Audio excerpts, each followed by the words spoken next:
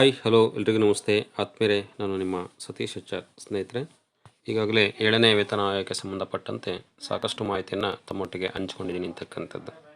ಭಾಳಷ್ಟು ಜನ ನಿವೃತ್ತ ನೌಕರರು ನಮಗೂ ಕೂಡ ಒಂದು ವಿಡಿಯೋವನ್ನು ಮಾಡಿ ಮಾದರಿ ಲೆಕ್ಕಾಚಾರವನ್ನು ತೋರಿಸಿ ಅಂತಕ್ಕಂಥ ಒಂದು ಮಾಹಿತಿಯನ್ನು ಕೇಳಿರ್ತೀರ. ನನಗೆ ಗೊತ್ತಿರುವ ಮಟ್ಟಿಗೆ ಒಂದು ಉದಾಹರಣೆಯನ್ನು ಕಾಮೆಂಟಲ್ಲಿ ಇರ್ತಕ್ಕಂಥದ್ದನ್ನು ತೆಗೆದುಕೊಂಡು ನಾನು ಮಾಹಿತಿಯನ್ನು ತಿಳಿಸೋದಕ್ಕೆ ಬಯಸ್ತೀನಿ ಅಂತಕ್ಕಂಥದ್ದು. ಸಾವಿತ್ರಮ್ಮ ಎಂ ಅಂತಕ್ಕಂಥವರು ಒಂದು ಪಿಂಚಣಿದಾರರಾಗಿದ್ದು ಅವರ ಒಂದು ಮಾಹಿತಿಯನ್ನು ನಮ್ಮೊಟ್ಟಿಗೆ ಹಂಚ್ಕೊಂಡಿರ್ತಾರೆ. 31/5/2023 ಇವರು ನಿವೃತ್ತಿಯನ್ನು ಹೊಂದಿದ್ದಾರೆ. ನಿವೃತ್ತಿಯನ್ನು ಹೊಂದತಕ್ಕಂಥ ಸಂದರ್ಭದಲ್ಲಿ ಇವರ ಅಂತಿಮ ಮೂಲ ವೇತನ 56,800 ಆಗಿರುತ್ತೆ ಅಂತಕ್ಕಂಥದ್ದು. ಸೊ ಇವರಿಗೆ 28,400 ಫಿಟ್ಮೆಂಟ್ ಪೆನ್ಷನ್ ಆಗಿದೆ. ಪೆನ್ಷನನ್ನು ನಾನು ತೆಗೆದುಕೊಳ್ತಾ ಇದ್ದೀನಿ ಅಂತಕ್ಕಂಥ ಒಂದು ಮಾಹಿತಿಯನ್ನು ಹೇಳ್ತಾರೆ. ಜೊತೆಗೆ 7th ಪೇ ಸ್ಕೇಲ್ನಲ್ಲಿ ಎಷ್ಟು ಆಗುತ್ತೆ ಪಿಂಚಣಿ ತಿಳಿಸಲು ಬಯಸುತ್ತೇನೆ ಅಂತಕ್ಕಂಥ ಮಾಹಿತಿಯನ್ನು ಕೇಳಿದ್ದಾರೆ. ಸಾವಿತ್ರಮ್ಮನವರಿಗೆ ತುಂಬ ಹೃದಯದ ಧನ್ಯವಾದಗಳನ್ನ ತಿಳಿಸೋದ್ರ ಜೊತೆಗೆ ಅವರ ಒಂದು ವೇತನ ಲೆಕ್ಕಾಚಾರವನ್ನು ಮಾದರಿಯಾಗಿ ನೋಡ್ತಾ ಹೋಗೋಣ. ಇದೇ ರೀತಿ ಎಲ್ಲ ನೌಕರರು ಕೂಡ 1/7/2022 ಇದ್ದಂಥ ಒಂದು ಮೂಲ ವೇತನ ಜೊತೆಗೆ ಅವರು ಒಂದು ನಿವೃತ್ತಿಯನ್ನು ಹೊಂದಿರತಕ್ಕಂಥ ದಿನಾಂಕದ ಒಂದು ಏನು ವೇತನ ಇದೆ, ಸೊ ಅದನ್ನು ತಾವು ಪರಿಗಣನೆಯನ್ನು ತೆಗೆದುಕೋಬೇಕಾಗುತ್ತೆ ಅಂತಕ್ಕಂಥದ್ದು. ಸೊ ನಿವೃತ್ತಿಯನ್ನು ಹೊಂದಿರತಕ್ಕಂಥದ್ದು 31/5/2023 ಇವರ ಮೂಲ ವೇತನ 56,800.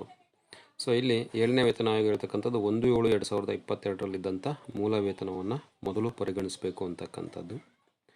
ಸೊ ಇವರು 1/7/2022 ಇದ್ದಂಥ ಮೂಲ ವೇತನವನ್ನು ಮೆನ್ಷನ್ ಮಾಡಿಲ್ಲ, ಆದರೆ 31/5/2023 ಇರ್ತಕ್ಕಂಥ ಮೂಲ ವೇತನವನ್ನು ಮೆನ್ಷನ್ ಮಾಡಿದ್ದಾರೆ. ಸೊ ನಾನು ಇದನ್ನು 1/7/2023 56,800 ಮೂಲ ವೇತನ ಇತ್ತು ಅಂತೇಳಿ ನಾನು ಪರಿಗಣನೆಗೆ ತೆಗೆದುಕೊಂಡು ಆ ಒಂದು ದಿನಾಂಕದಲ್ಲಿ ಅವರು ನಿವೃತ್ತಿಯನ್ನು ಹೊಂದಿದ್ದಾರೆ.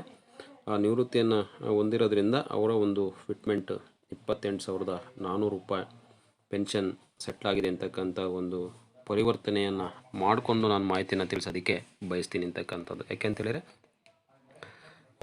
1/7/2022 ಇವರ ಒಂದು ಮೂಲ ವೇತನ ಒಂದು ಇಂಕ್ರಿಮೆಂಟು ಬಹುಶಃ ಕಡಿಮೆ ಆಗ್ಬೋದು ಅಷ್ಟೇ. ಸೊ ಹಾಗಾಗಿ ಒಂದು ಮಾದರಿಯಾಗಿ ತೆಗೆದುಕೊಂಡು ನಾನು ಮಾಹಿತಿಯನ್ನು ತಿಳಿಸೋದಕ್ಕೆ ಬಯಸ್ತೀನಿ. ಒಟ್ಟಾರೆಯಾಗಿ ಇಲ್ಲಿ ಕನ್ಫ್ಯೂಸ್ ಆಗಬೇಡಿ. 31/5/2023 ಅವರು ರಿಟೈರ್ಡ್ ಆಗಿದ್ದರೂ ಕೂಡ 56,800 ಅವ್ರು ಬೇಸಿಕ್ ಇದೆ ಅಂತೇಳಿದರೆ ಅದು ನಾನು 1/7/2022 ಇತ್ತು ಅಷ್ಟು ಅಂತಕ್ಕಂಥದ್ದು ನಾನು ಪರಿಗಣನೆಯನ್ನು ತೆಗೆದುಕೊಂಡಿದ್ದೀನಿ. ಅಷ್ಟು ಅವರಿಗೆ ಸಿಕ್ಕಿರೋದ್ರಲ್ಲಿ ಅವರು ಒಂದು ಫುಲ್ ಸರ್ವಿಸ್ ಮಾಡಿರೋದ್ರಿಂದ 50% ಪೆನ್ಷನ್ 28,400 ಅವರಿಗೆ ಸಿಕ್ಕಿದೆ ಅಂತಕ್ಕಂಥದ್ದು. As per 7th pay commission ಪ್ರಕಾರ 1/7/2022 ಇರ್ತಕ್ಕಂಥ 31% DAನ 28,400 ರೂಪಾಯಿ ಅವರ ಒಂದು ಪೆನ್ಷನ್ ಇದಕ್ಕೆ ನಾವು ಕ್ಯಾಲ್ಕುಲೇಷನ್ ಮಾಡಿದಾಗ 8,804 ರೂಪಾಯಿ ಅವರಿಗೆ DA ಸಿಗುತ್ತೆ ಅಂತಕ್ಕಂಥದ್ದು.